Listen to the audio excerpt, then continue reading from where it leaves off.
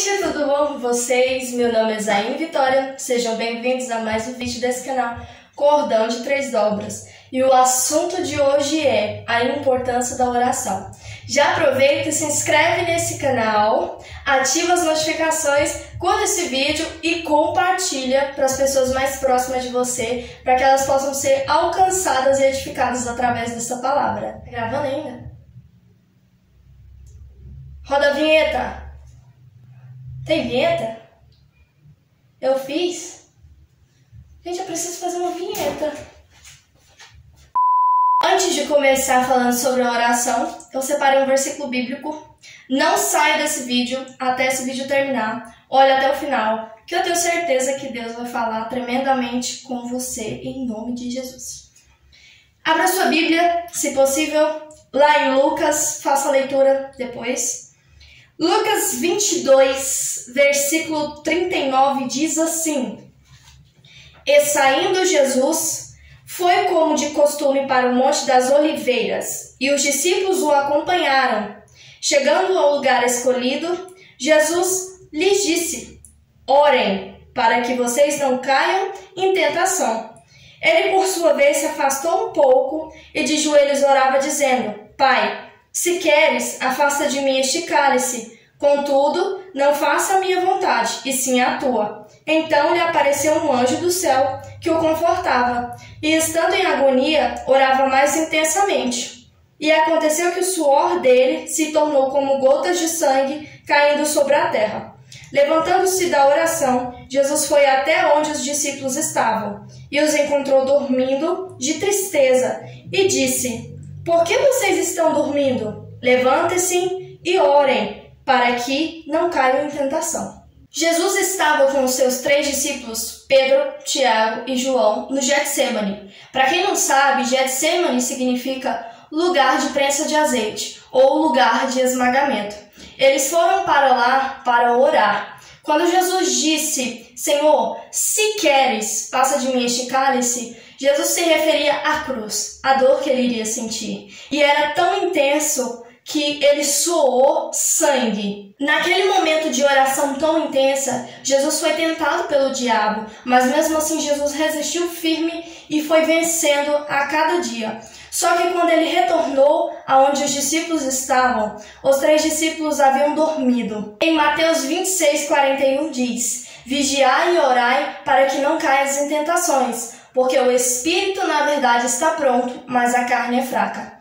Infelizmente, muitas pessoas usam esse versículo como uma forma de se escapar, como uma forma de justificar os seus pecados ou os seus desejos pecaminosos. Jesus se referiu ao Espírito que está pronto, porque o Espírito que tem comunhão com Deus, o Espírito que tem comunhão com Jesus Cristo e com o Espírito Santo, ele deve estar pronto em oração, em vigilância, em leitura da palavra, em jejum, em preparação do Evangelho. Já a nossa carne, ela pede dormir, comer, coisas da carne, desejos carnais. Então, a nossa carne não tem comunhão com Deus, e sim o nosso Espírito. É por isso que Jesus disse: haja com o seu espírito e não com a sua carne, porque a carne pode te levar à corrupção, a carne pode te levar a desejos do mal, a desejos que te possam afastar da presença de Deus. Naquele momento, os discípulos de Jesus estavam preparados para adorar a Deus, para orar, para estar em espírito de oração e vigilância. Mas a carne deles conduziram eles ao sono e assim eles se tornaram vulneráveis ao diabo. Em João 4:23 diz: Entretanto, está chegando a hora, e agora é, em que os verdadeiros adoradores adorarão ao Pai em espírito e em verdade.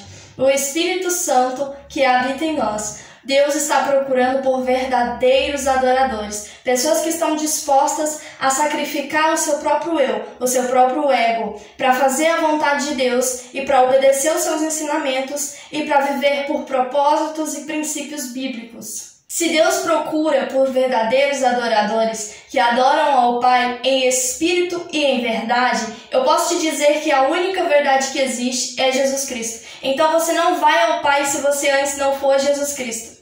Porque Jesus é a própria verdade. Abraão e Sara tinham um sonho gigantesco de ter filhos, mas eles não conseguiam ter filhos. Sara sofria com aquilo e ela teve pressa e desobedeceu a Deus e fez com que outra mulher se engravidasse de Abraão para criar assim uma descendência, mas ela não esperou em Deus, ela não confiou, ela mostrou a ansiedade dela e quase frustrou todos os planos de Deus. Mas assim como Deus é fiel, Deus cumpriu na vida dela, foi misericordioso e concedeu a ela o seu filho Isaque aos 90 anos de idade. Abraão teria que sacrificar o seu filho para entregar para Deus. E essa com certeza seria uma atitude de fé muito grande. Só que Abraão não sabia que, na verdade, Deus não queria como sacrifício o seu filho Isaque, e sim como sacrifício a fé de Abraão. Eu gosto de usar a palavra oração da seguinte forma: oração. Oração. Parece um conjunto de orar e ação. Se você orar, mas não tiver atitudes, é igual a fé, que é morta se você não tiver atitudes. É o mesmo de eu falar para você: amanhã eu tenho uma prova, eu tive o ano inteiro para estudar, eu não estudei, mas eu vou esperar Jesus enviar lá as questões para mim responder tudo, tirar a nota 10 e é isso que é a fé. Não, a fé não é exatamente isso. A fé ela tem que caminhar em conjunto com as obras. Porque a fé é aquilo que só Deus faz, mas as obras é aquilo que Deus te deu e te deu a capacidade de fazer. Abraão tinha uma intimidade tão grande com Deus que ele entregou o seu único filho, que era Isaque. Mas antes que ele sacrificasse o seu filho, Deus o impediu e viu que o coração de Abraão estava realmente disposto a servir a Deus. Agora, quando Jesus diz que o espírito está pronto, mas que a carne é fraca, eu posso usar esse exemplo para você. O seu espírito estaria pronto a entregar o seu único filho para Deus, ou algum de seus filhos para Deus, ou até mesmo uma pessoa que você ama. O seu espírito estaria disposto e pronto a entregar alguém que você ama em sacrifício a Deus? Se você tivesse um relógio em seu braço e marcasse exatamente o tempo de vida que você tem, o tempo de vida que lhe restaria, eu acredito que mais da metade do mundo iria ficar bastante assustado e com muito medo, pois saberia o dia da sua morte. Mas deixa eu te falar uma coisa: se hoje fosse o seu último dia, você estaria pronto para morrer? O que é da carne iria ficar, mas o seu espírito precisa estar pronto para entrar no reino de Deus. Tá aí mais um exemplo que o Espírito Santo colocou no meu coração. O seu espírito estaria pronto para receber o céu?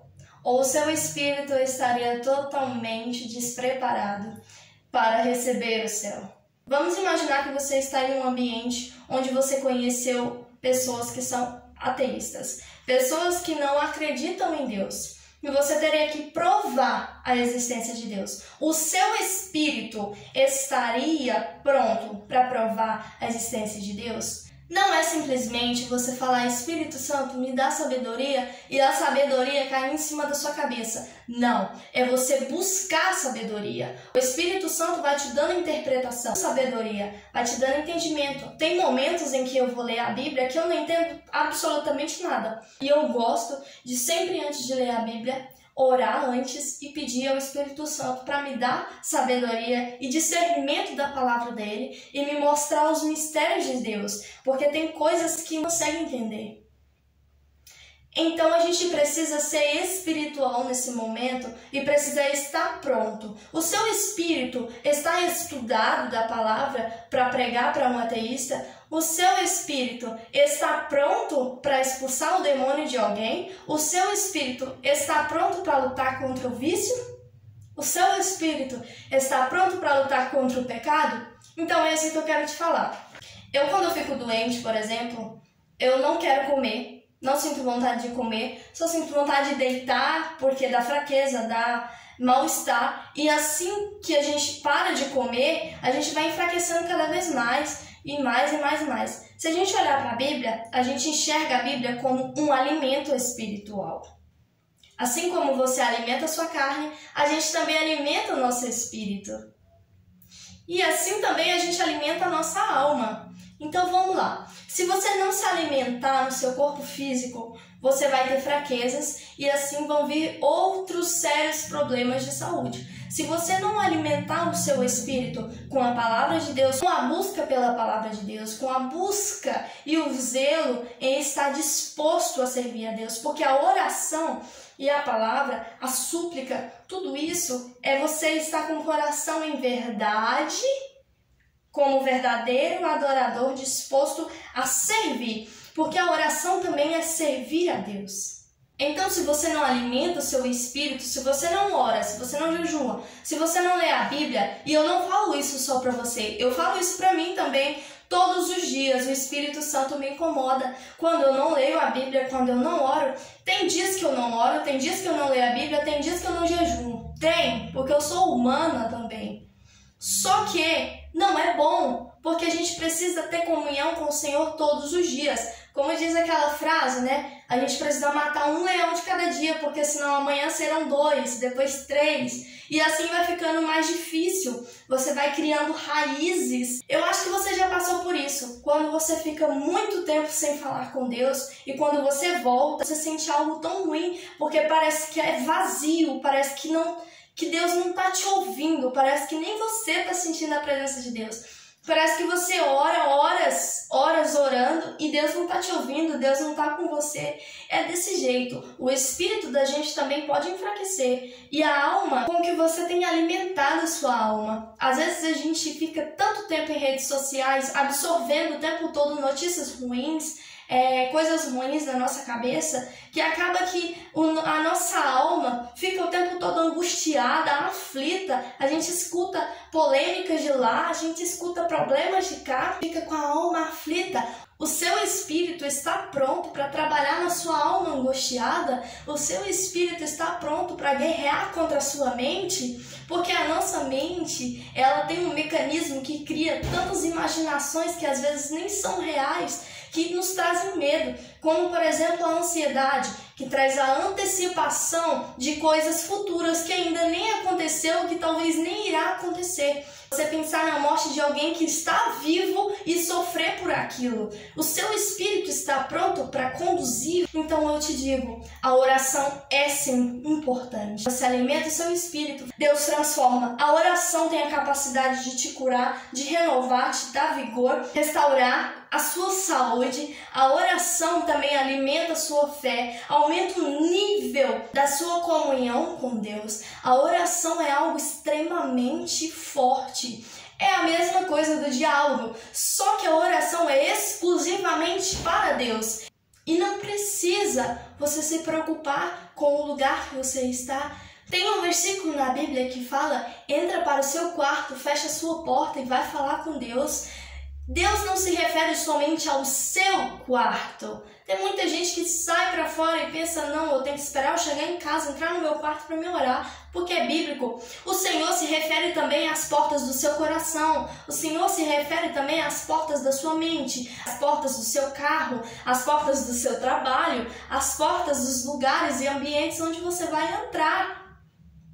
Então é você fechar. O que significa você fechar? É você tirar totalmente a atenção do mundo e depositar ela totalmente em Deus. Não ore da forma errada. Não peça algo repetitivamente que Deus já sabe. E se você for orar, entrega de verdade.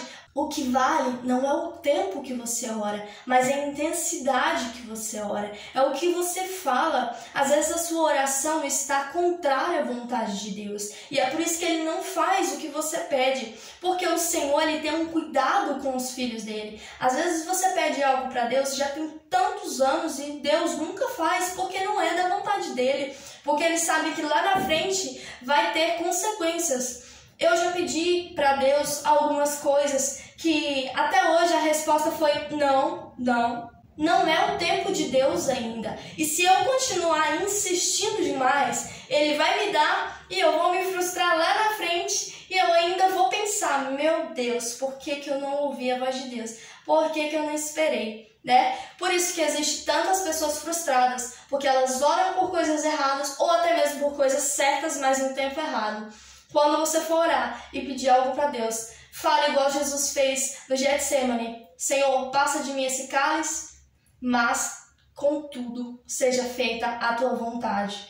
Jesus, ele podia muito bem falar assim: olha, eu não quero morrer na cruz, eu não quero sofrer, eu não quero isso não, deixa eles pra lá. Mas Jesus fez tudo isso por amor. E eu gosto de falar também que o amor, ele pode até machucar, mas não vai ser você. O amor, se machucar, vai ser para o seu benefício. Muitas pessoas falam: eu não acredito no amor, o amor não existe. Mas o amor, ele é diferente. Ele não é um sentimento, ele é uma decisão. Jesus, ele não sentiu vontade de morrer e morreu na cruz. Ele decidiu fazer por causa do amor que ele tem por nós.